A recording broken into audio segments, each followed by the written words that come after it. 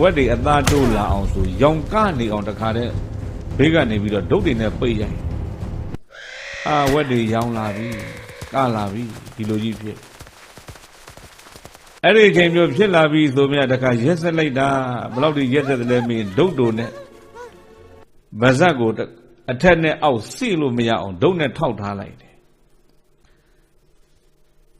ဒုတ်နဲ့ထိုက်ထားလိုက်တဲ့အခါဝက်ကအော်မှာပေါ့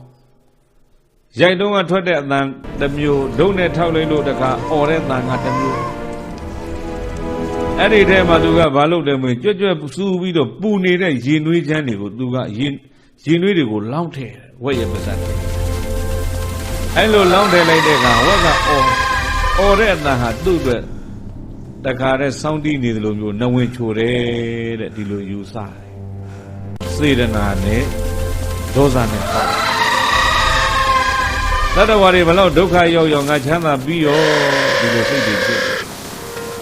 ဝက်တွေရောင်ကလာအောင်ရိုက်တယ်သတ္တဝါတွေဘလို့ဒုက္ခရောက်ရောက်ငါချမ်းသာပြီးရောစေတနာနဲ့ဒေါသစေတနာနဲ့မောဟအကြောင်းကျိုးအကောင်းဆိုသူဘာမသိဘာဖြစ်လို့အဲ့ဒီ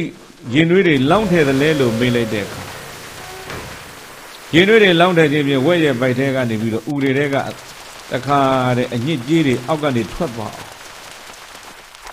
အောက်ဘောကနေထွက်လာတာဘလောက်ထိလဲလို့မေးလိုက်ရင်တော်ကောင်းနေနောက်နေရာကနေကြီးသွားအောင်ကိုလောင်းချလိုက်တာဥထဲမှာဘာကလီသားတွေထဲမှာအညစ်ကြေးဘာမှမရှိအောင်ကိုအရှင်လက်လောင်းချ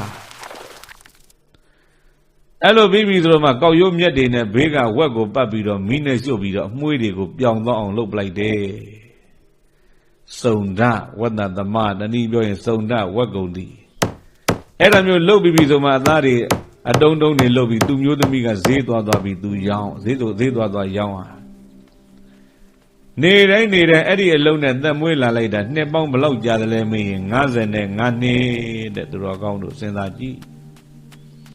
အသက်20ကနေလုံမယ်ဆိုရင်အဲ့ဒီလုံကအသက်20ကစလို့ရင်55ဆိုတော့85နှစ်ထီအောင်သူဒီလုပ်တယ်ပေါ့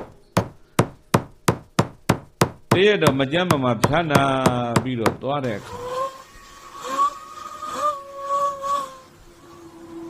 ဘာဖြစ်တုံလို့မေးတခါတည်းသူဝက်လို့အောနေ